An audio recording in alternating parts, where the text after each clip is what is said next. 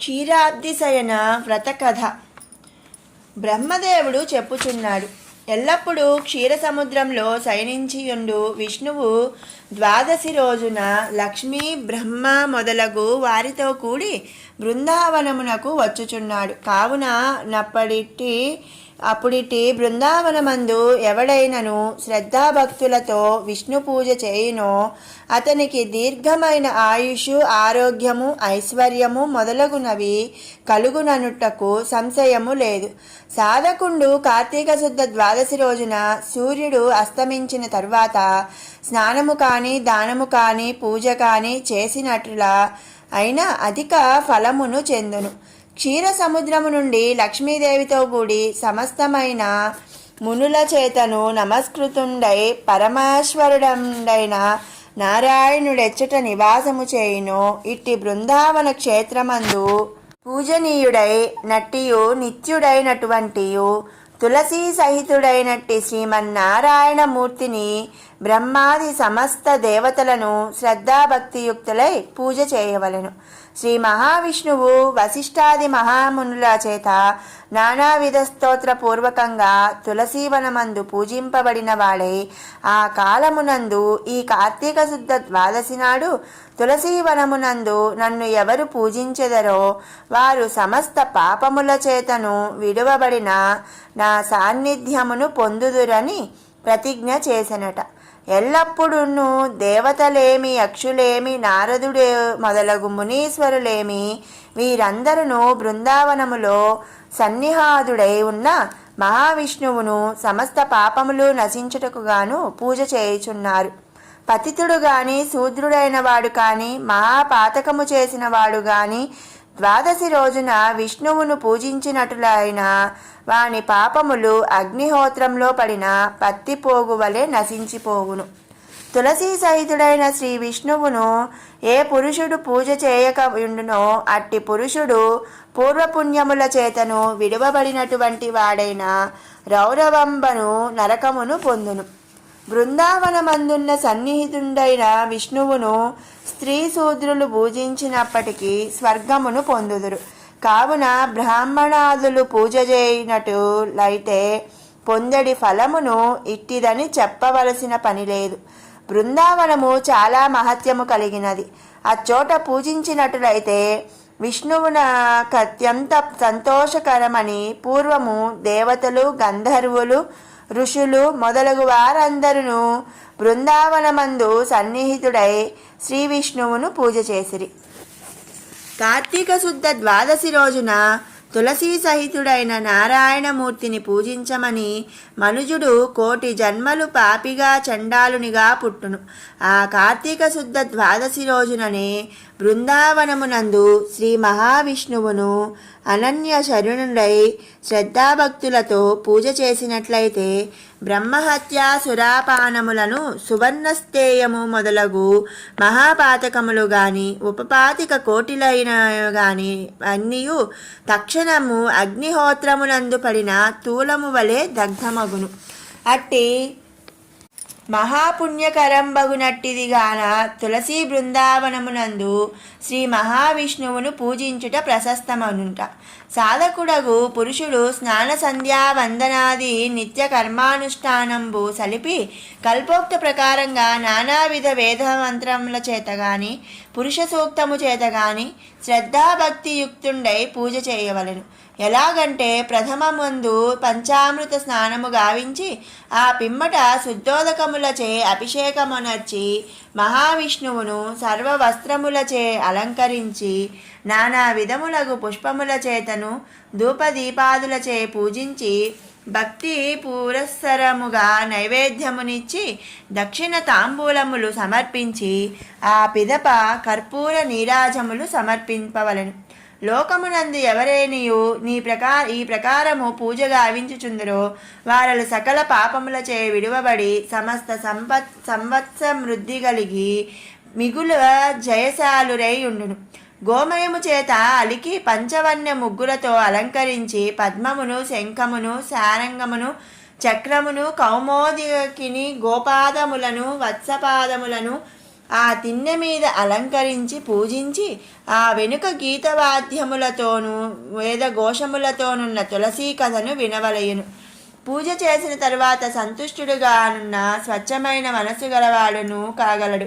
పుణ్యము కోరెడువాడు ఎలాగైనా తులసీవ్రత మాహాత్యమును వినవలయును. విష్ణు సాన్నిధ్యమును కావలయునట్లయితే బ్రాహ్మణ సభలో తులసీ మాహాత్యమును వినవలయును. విష్ణుదేవునికి ఏమాత్రమైన ప్రీతి చేయవలననియు తులసీ మహాత్యమును భక్తితో వినవలయను. ద్వాదశి రోజున తులసీ కథను విన్నట్లు అయితే పునర్జన్మకృతమైన దుఃఖమునియు పోవును. ఎవరు దానిని వినుచునో చదువునో వారు విష్ణులోకమును పొందును. అప్పుడు పూజాకాలమునందు ధూపదీపములు చేసినవాడు గంగా స్నాన ఫలమును పొందును. పాపము వాడెవడైనను నీరాజనమును చూచినట్లయితే వాని పాపమంతయు నిప్పులో పడిన పత్తిపోగు వలె మండిపోవును.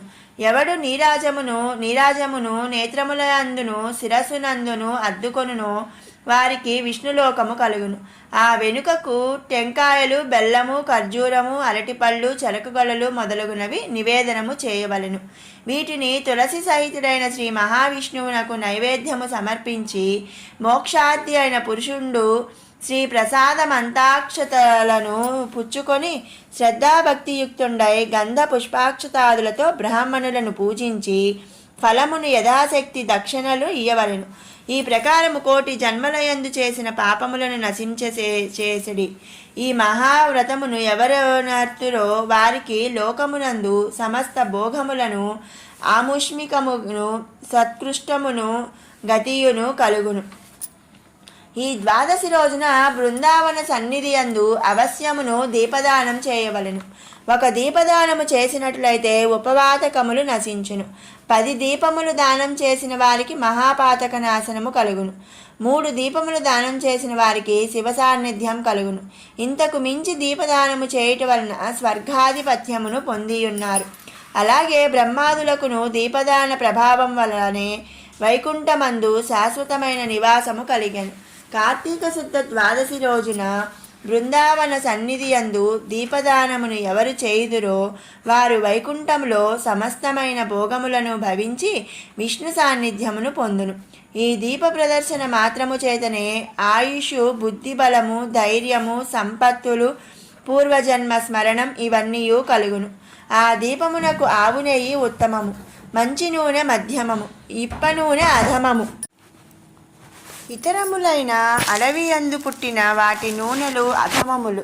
ఆవు నెయ్యితో దీపము వెలిగించి దానము చేసినట్లయితే జ్ఞానలాభములు, మోక్షప్రాప్తియును కలుగును. మంచి నూనెతో వెలిగించిన సంపత్తు, కీర్తి లభ్యమగును. ఇప్ప నూనెతో దీపము పెట్టిన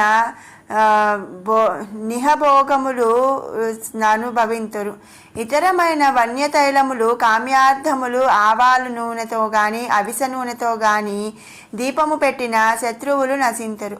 ఆముదముచే దీపము నుంచి సంపత్తు, ఆయుష్ క్షీణమగును. గేదె నెయ్యితో దీపము వెలిగించినట్లయితే పూర్వము చేసిన పుణ్యము కూడా నశించిపోవును. అదే స్వల్పముగా ఆవు నేతితో కలిపి పెట్టినట్లయితే ఏమీయూ దోషము లేదు. ఈ దీపదాన మహత్యం ఎవరికిని చెప్పనవలివి కాదు. ఒక వత్తితో దీపము పెట్టి దానము చేసిన సమస్త పాపముల చేత విడువబడిన తేజస్విగాను బుద్ధిమంతుడిగాను అగును. 4 వత్తులతో దీపములు పెట్టిన రాజగును. 10 వత్తులతో దీపదానము చేసిన చక్రవర్తి అగును. 70 వత్తులతో దీపదానము చేసిన విష్ణు సాన్నిధ్యమును లభించును. 1000 వత్తులతో దీపము పెట్టిన సాక్షాత్ విష్ణు స్వరూపుడగును. ఈ ఫలము విష్ణు క్షేత్రమునందు తులసీ సన్నిధి అందు చేసినట్లయిన ద్విగుణము, గంగా తీరమందు చేసిన 3 కార్తీక ద్వాదశి అందైన చతుర్గుణమునుగాను అగును. కార్తీక శుద్ధ ద్వాదశి రోజున బృందావన సన్నిధి అందు మహావిష్ణువును పూజించు వారికి పరమోత్కృష్టమైన గతి కలుగును. బృందావన సన్నిధానమందు వేదిక మీద ప్రతిమ, పుష్పమాలిక, ఫలాదులు, దీపములు, మండపము వీటిని ఎవరు చూచి ఆనందమును పొందునో వాని పాపములన్నీ నశించును. ఈ ప్రకారము శాంతముగా శ్రద్ధాభక్తులతో ఎవరు ఆరాధింతురో వారు విష్ణు సాన్నిధ్యమును పొందుదురు. పరిశుద్ధమైనటువంటి దీని సమస్త పాపహరమైనటువంటిది అయిన ఈ మహత్యమును కార్తీక శుద్ధ ద్వాదశి రోజున బృందావన సమీపమందు శ్రద్ధతో వినువారు ఆయురారోగ్యము ఐశ్వర్యము పొంది అంతమునందు పరమపదమును పొందుదురు. ఓం తులసీ దామోదరాయే నమః. పుష్కరాది తీర్థములు, గంగాది నదులు, నారాయణాది దేవతలు తులసీదళమునందు నివసించియుందురు. అనేక పాపములు నొనరించిన దుష్టులు సహితము తులసీ మృత్తికను పూసుకొని ప్రాణములు విడచు వానిని యమదూతలు దూరముగా నుండి చూచుటకేని వెరచెదరు. తులసీ గుత్తుల చే శివుని గాని కేశవుని గాని పూజించు నరులకు పునర్జన్మము కలుగనేరదు. కార్తీకమునందు 1,00,000 తులసీ దళములచే శ్రీహరిని పూజించు వారులకు సర్వ సంపదలు లభించును.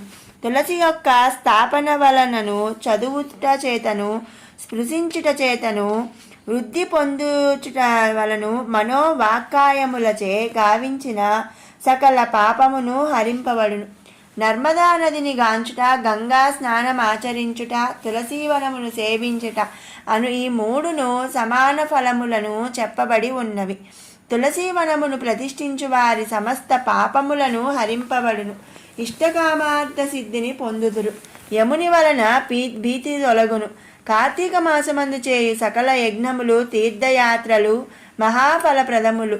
ద్వాదశ్యాం తులసీపత్రం ధాత్రి కార్తికేయని చెప్పబడి ఉండుటం చేసి ద్వాదశి తిథియందు తులసీ దళమును, కార్తీక మాసమునందు ఉసిరిక పత్రిని కోయనట్టి యజ్ఞాదులు ఘోర నరకములను పొందుదురు. తులసి యొక్క దర్శనము లేని సమయమున విష్ణు భక్తులకు ద్విజుని పూజించవలెను. నారాయణుడు భక్త సాన్నిధ్యమును కలవాడగుటం చేసి యా పూజ వలన ప్రీతి నొందును. తులసి మాలను గాని ధాత్రి అంటే ఉసిరిమాలను గాని ధరించువారు 1,000,000 కల్పముల వరకు స్వర్గమును నివసించు యోగ్యగను పొందుదురు. దానం చేసి వానిని ధరించగోరిన పుణ్యపురుషులు తులసీమాలను ధరించినప్పుడు తులసీ కాష్ట సంభూతే మాలే కృప జయప్రియే బిభర్తిత్వామహంకంఠే కురుమాం కృష్ణవల్లభం అని ప్రార్థించవలయును. ఓం శ్రీ తులసీదేవ్యై నమః.